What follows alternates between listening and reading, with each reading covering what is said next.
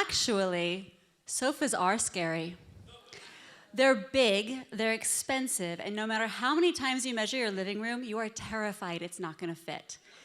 And I know this because I just got myself a giant navy blue sectional. We don't have a lot of control over the crazy in our world, but we do have control over what's in our homes and in our personal environments. And it can have a huge impact on how we feel, which means the decision to get something like a sofa can actually be a pretty important one.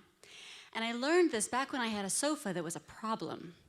Now, there was technically nothing wrong with it, but I'd gotten it with my ex-husband, and when he moved out, the sofa stayed, which meant I was literally staring at my past. And every time I'd look at that sofa, I was reminded that, yeah, I'd failed at marriage.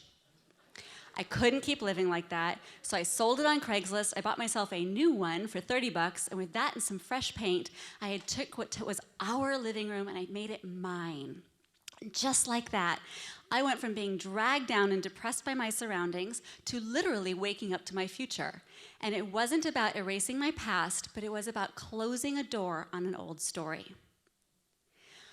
When our spaces are working for us, it just makes life a little bit easier because it means there are fewer daily stressors getting in our way.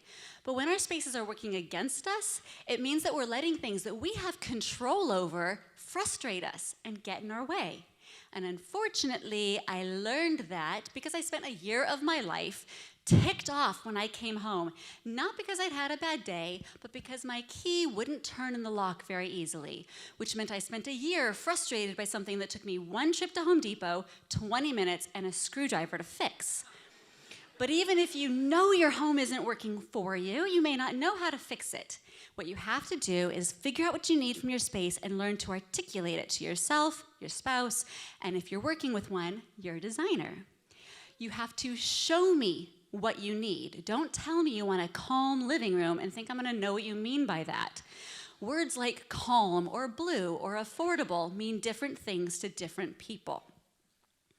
And even if you don't think you care what your room looks like, you probably should take some time to figure it out, because if you don't, you're gonna end up with what someone else thinks you want, or worse, wants you to want, and it might be pretty, but it might not make you real happy when you come home.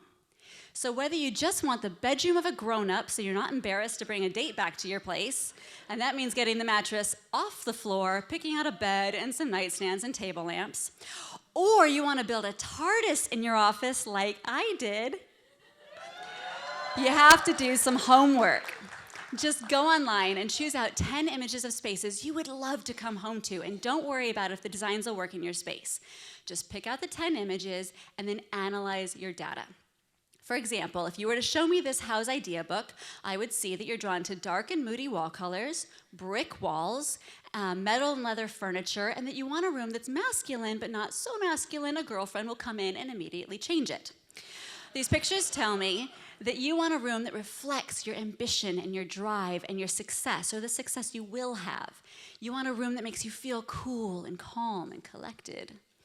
On the other hand, if you were to show me this idea book, I would notice that you're drawn to soft, pale colors and gentle curves. And these rooms aren't telling me that you need a white sofa. They're telling me that you need calm and serenity in your life, and your space should support that. But if your living room is currently decorated like this, it is working against the serenity that you need in your space. Those colors are bold and energetic. That light fixture is like a firework going off in your living room. I'm an interior designer not because I think your home should be on the cover of some design magazine, but because I know that having a happy home fortifies you just as much as meditating or taking a walk in the park. But unlike those things, you wake up to your space every day whether you like it or not. But if you don't do this for a living, you may not feel equipped to choose 10 pictures and analyze them and know instantly why you like or dislike them. And that's okay. Just have some friends over and have them help you analyze them. And if that doesn't work, please email those pictures to me and I will send you a design translation myself. Because your sofa is more than a sofa. It's a tool in the arsenal of things you have to stay sane in an insane world. And I want you to be able to create your happy space. When you know what you need from your home, choosing a sofa is not as scary. So you have to think past what you're afraid of and think about what it's costing you to have a home that isn't working for you and doesn't make you happy when you're there. Because seriously, life is too short to be stressed out by something like a sofa.